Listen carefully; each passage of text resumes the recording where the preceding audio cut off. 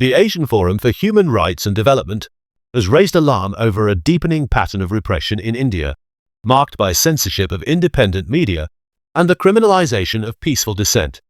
In a statement issued on 27 May 2025 from Bangkok, Forum Asia linked the trend to state actions following Operation Sindoor, a cross-border military strike in Pakistan-administered Kashmir. According to the organization, national security is increasingly being invoked to silence critics and restrict civil liberties. The protection of dissent, academic freedom, and a free press is not optional. It is foundational to the rule of law and a functioning democracy, said Mary Eileen Diaz-Bacolso, Forum Asia's executive director. Recent incidents cited include mass online censorship and the arrest of an academic, both seen as symptoms of a legal framework increasingly used to penalize dissent.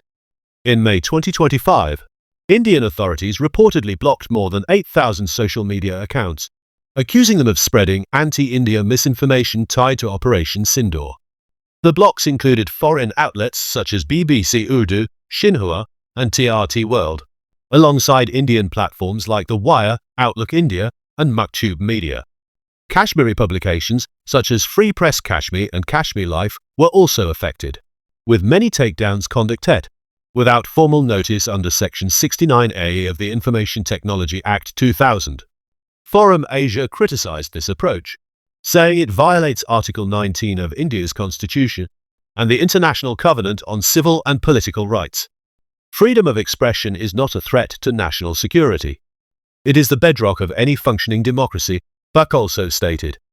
The organization warned that opaque takedown mechanisms and lack of judicial review erode public trust and disproportionately affect marginalized groups.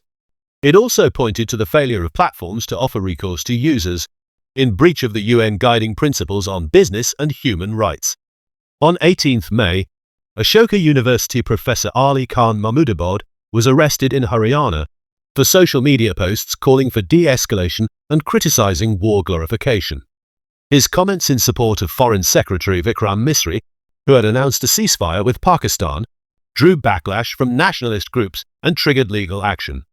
He was charged under Section 152 of the Bharatiya Nyaya Sanhita, a provision likened to the repealed sedition law. Though the Supreme Court granted interim bail on 21 May, it imposed speech restrictions and ordered a probe into his online activity.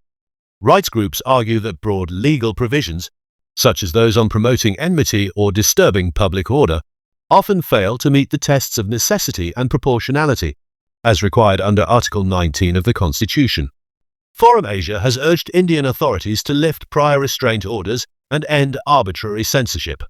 It also called for transparent and accountable systems to regulate digital content in line with democratic norms. The statement warned that ongoing deviation from constitutional and international standards risks eroding the rule of law, democratic legitimacy, and public confidence in the justice system.